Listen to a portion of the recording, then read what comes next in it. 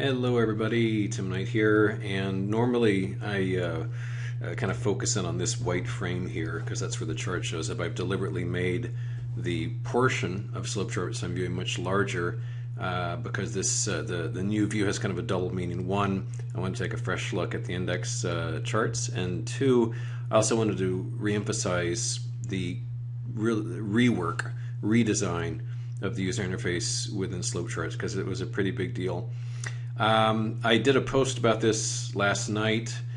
Don't have to go through it all again, but just very briefly, the big changes are, first of all, we have 6 menus now as opposed to the 4 we had prior, and we've reorganized the content of these menus to make them more logical, cleaner, more exposed, because there's a lot of very powerful features in the program that were just buried 3 levels deep. And that was a real shame because there's no reason power features should be virtually invisible to the user. We've also, in order to make room for all this stuff, moved the icons down here to the lower left.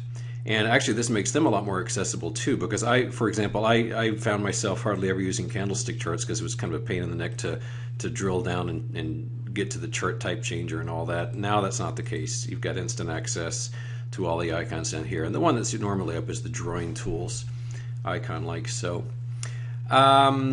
There's a lot of internal shuffling, but those are the 2 big changes. We basically moved all the icons down here and expanded and really cleaned up the menus. So I hope you'll find it easier to use, and this will give us a little elbow room for new features we plan to add.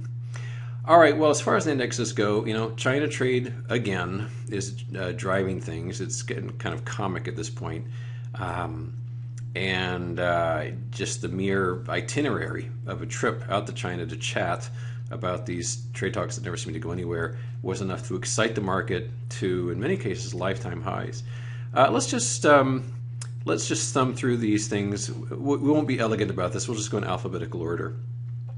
Here's the Dow Jones Composite, and we are stuck in this trading range here, although it looks primed for a breakout. The lifetime high is very, very, very close. Would take very little to push it to a new lifetime high, but until that happens, it's just perspective. We are range bound at this point. The bears need to break under 8,900. The bulls need to break above 9,050 approximately. So very tight little range. We've been in there for, what, about 8 days now or so. The NASDAQ Composite is right at lifetime highs itself too.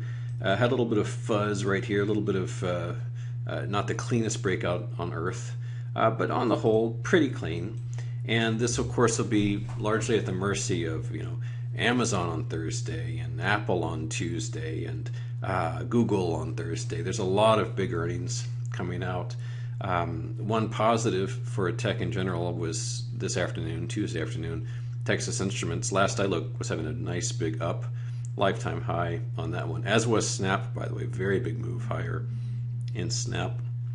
In the world of gold bugs, it's been extremely strong, although it looks like we've got room for a pause here. It could ease all the way back down to here without wrecking the bullish pattern, but this has come very far, very fast. And we actually got a teeny bit above that trend line, so not a surprise at all that we're having a little bit of retrace, and that could continue. But it would take a lot to spoil that bullish pattern. As far as the Dow 30 goes, lifetime high on this one, just marching toward 27,500. We had our breakout here, which was never violated.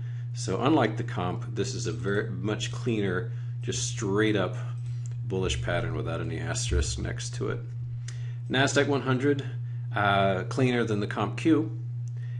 In this case, we had a break, kind of an air gap here, a price gap, which we successfully tested. So here's our price gap, ease down, and we're starting to climb again. And once again here, right near lifetime highs, and beholden, of course, to forthcoming earnings. It's been a mixed bag. I mean, there's been disappointments here and there, like Netflix was kind of a bomb, but on the whole, there don't seem to be any total shockers going on with earnings. S&P 100, same deal, clean breakout, and a successful test of the breakout, and quite close to lifetime highs on this one. The story is the same amongst a lot of these. The odd man out continues to be the small caps. These are way below lifetime highs. They still have a plausibly bearish pattern. And yes, we had a bit of a bounce today, a bit of a relief rally, 0.2%, but vastly underperforming the likes of, say, the comp or the NDX. Semiconductor, and this does not take into account Texas Instruments' strong earnings. This was already right near lifetime highs, and I dare say that Texas Instruments will add fuel to the fire tomorrow. Here's the S&P 500, very close to lifetime highs, but also very close to this resistance line. It is certainly higher in the range than lower if you consider this gargantuan sine wave it's been in for a year and a half now. We're definitely in the upper end of that range, and what's fueling that, of course, is tremendous accommodation from central banks around the world, strong earnings, and of course the endlessly possible China-US trade deal. Transports, also a strong day, about 0.9%, but a real mess. Beforehand, this had been a bullish pattern, and then it broke down really severely, and it's bounced up again. This is just a big, fat, hairy mess right now. I mean, you can't even call it range bound because we had this huge dip down here. If you close your eyes to that and consider this to be the range, which has been most of the range for the past 8 months, we're about at the kind of 80% high portion of that. Utilities, kind of a bore. Anything interest rate sensitive has been powering higher for years now. Let's see. The volatility is the only thing you're going to see that got bloodied. We're down to the 12.61 level, and basically anything around 12 has tended to be about as low as things get for years and years now. So I don't think there's a heck of a lot more down on that. Gold sector, we kind of looked at Huey earlier, so kind of the same story. Broker-dealer index, this is another negative for the bears out there. We've got a pretty bullish base forming. You get some real strength there. It would really do some worse damage. Although I will say there's been breakouts in the past, such as this one, which just rolled right over. So it's not necessarily the end of the world. And major market index, more lifetime highs, absolutely superstar, leading the way, and just no asterisk next to this one, just straight up lifetime highs. The last one's oil index, XOI, and this one up just barely, and this is, I think, more prone and vulnerable to its compatriots, and I think they'll still continue to be a gravitational pull toward main long-term support you see represented by that trend line. All right, thanks very much, and hope you enjoy the new slope charts and all the speed improvements we've made. I've continued to run tests, and I'm really happy with what I see. It seems to be getting a little faster every day. So thanks again.